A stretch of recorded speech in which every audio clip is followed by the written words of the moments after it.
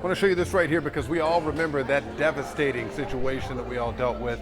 Images of the Dunedin Causeway destroyed during Hurricane Ian. It was almost 2 years ago.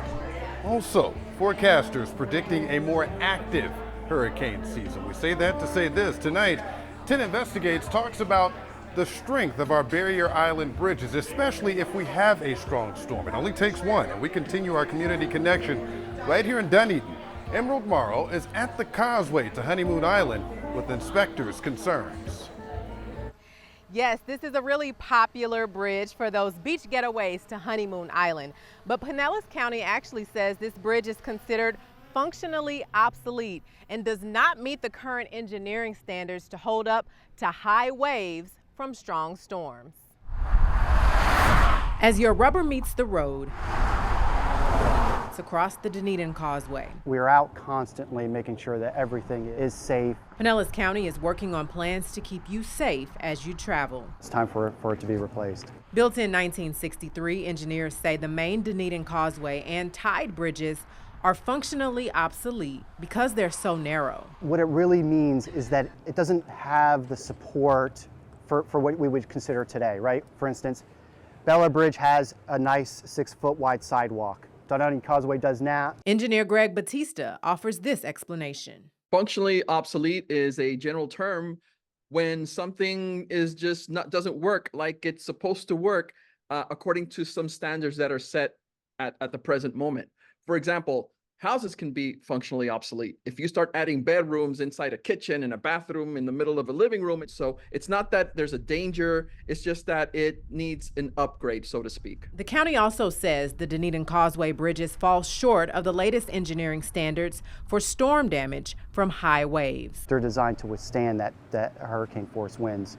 It's the water erosion that's hard to stop. And again, it's not that it's wrong. The thing is that the standards have increased a little bit. So therefore, either they have to be knocked down and rebuilt, or they have to be maintained better. Pinellas County plans to rebuild with wider lanes and shoulders, along with sidewalks and trails. Design will take about 3 years, with construction wrapping up in 2031. But what if before then a major hurricane causes collapse like we saw in Lee County? Pinellas County Road and Bridge Manager David Duranzio says rebuild will begin immediately. Immediately. Yep.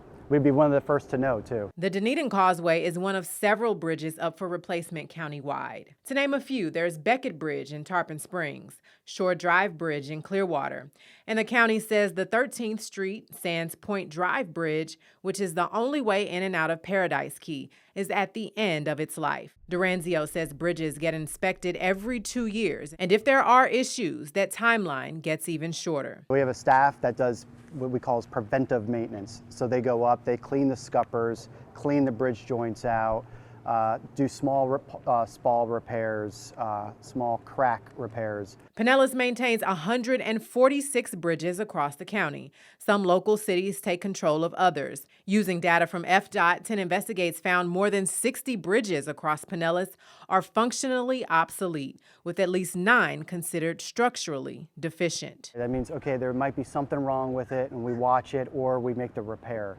But yeah, it's nothing to be alarmed about. Before it's even a hazard, we're going to close the bridge. We need to take care of our bridges. If not, they're not gonna do so good by us. In Dunedin, Emerald Morrow, 10 Investigates. Safety first, legitimate concerns there. By the way, before the county demolishes those old bridges, it will build temporary bridges to avoid some of the traffic issues out